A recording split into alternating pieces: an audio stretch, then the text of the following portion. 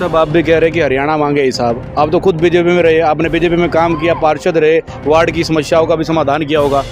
जनता आपसे हिसाब मांगे, कांग्रेस में भी टिकट ना मिली तो फिर क्या? जैसे आप कह रहे थे कि चुनाव तो मैं लड़ूंगा ही, अब भी जैसा मैं फिर आपको कहता हूँ, मुझे भगवान के ऊपर भरोसा और मेरे गुरु के ऊपर भरोसा है। तो टिकट ना मिले तो क्या चुनाव लड़ेंगे फिर? जैसा पार्टी आदेश देगी पार्टी के अनुरूप काम करेंगे।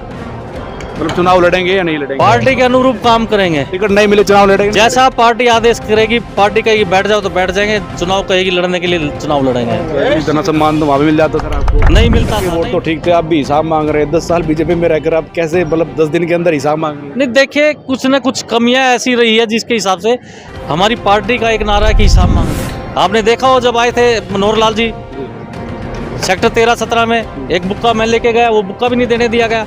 इतना मान सम्मान कार्यकर्ता होगा वहाँ पे। तो उससे ऑफिस पे सीधा गए थे चाय पीने के लिए? आए थे किस लिए आए थे आपको भी पता है? बता दीजिए किस लिए आए थे। पर आप सबको पता है, बता दीजिए खोल करके। उनको भनक लगी थी कि विजय शायद नाराज है, वो मनाने के लिए आए थे। मनाने के लिए पहुंचे जी। सांसद दीपेंद्र सिंह हुड्डा आज हरियाणा मांगे हिसाब के अंतर्गत पानीपत ग्रामीण क्षेत्र में यात्रा शुरू करेंगे। हमारे साथ विजय जैन हैं जो बीजेपी को छोड़कर हाल ही में कांग्रेस में शामिल हुए हैं।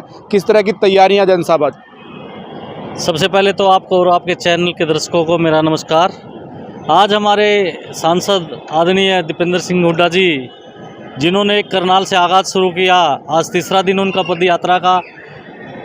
हरियाणा मांगे हिसाब के अंतर्गत आज पानीपत की ग्रामीण विधानसभा में पदयात्रा होगी, जो आज हमारी ऐतिहासिक भूमि है श्री देवी मंदिर से शुरू होकर के और नूरवाला अड्डे पे जाएगी। सबसे पहले लगभग 3 बजे के करीब हमारे सांसद जी यहाँ इस देवी मंदिर के प्रांगण में आएंगे।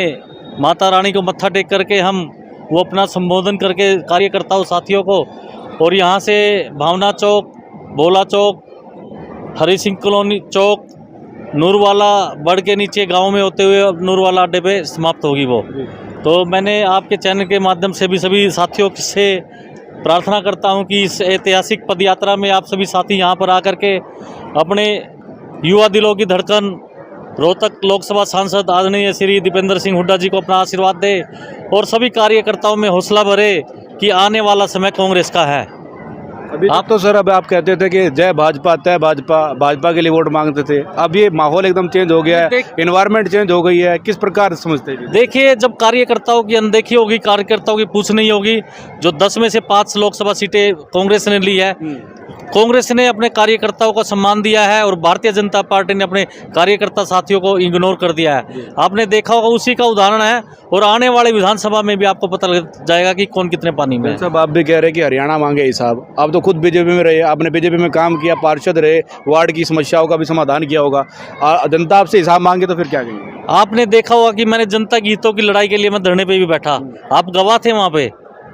चाहे मैंने निगम में कमिश्नर साहब के साथ लड़ाई लड़ी जनता के हितों की, मैं सिर्फ जनता के लिए आया हूँ। जनता ने मेरे को सिर माथे पे बिठाया है, मैंने उसके लिए काम करना है, क्योंकि पार्षद बना के उन्होंने चुन के भेजा। मेरा फर्ज बनता है उनकी जो मूलभूत सुविधाएं हैं उनको पूरा करूँ मैं, लेकिन कुछ नेताओं के कारण उन कामों को रोक दिया जाता है। इन नेताओं को शर्म आनी चाहिए, इस तरह की ओछी मानसिकता छोड़ करके लोगों के काम कराने चाहिए। आप तो कह रहे थे कि मेरी तो सीधी अमित शाह से बात है, टिकट पक्की है, आप फिर कैसे एकदम मन बदला? नहीं देखिए, बात हमारी आज भी, आज सभी से बात है।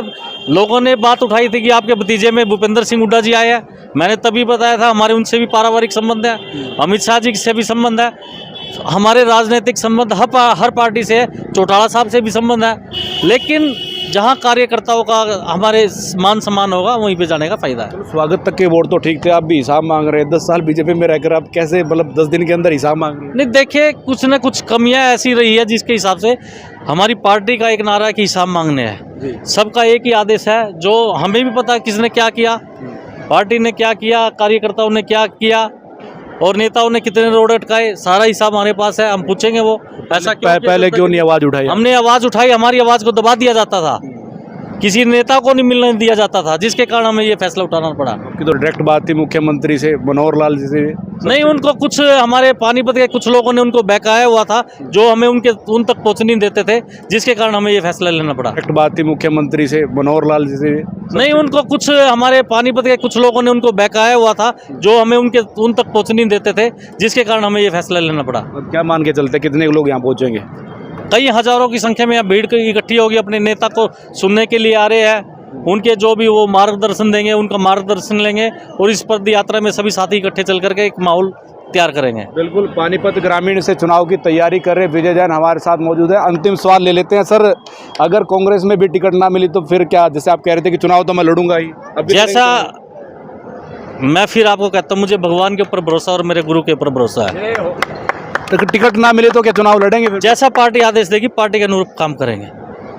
मतलब चुनाव लड़ेंगे या नहीं लड़ेंगे? पार्टी के अनुरूप काम करेंगे। टिकट नहीं मिले चुनाव लड़ेंगे? जैसा पार्टी आदेश करेगी, पार्टी कहेगी बैठ जाओ तो बैठ जाएंगे, चुनाव कहेगी लड़ने के लिए चुनाव लड़ेंगे।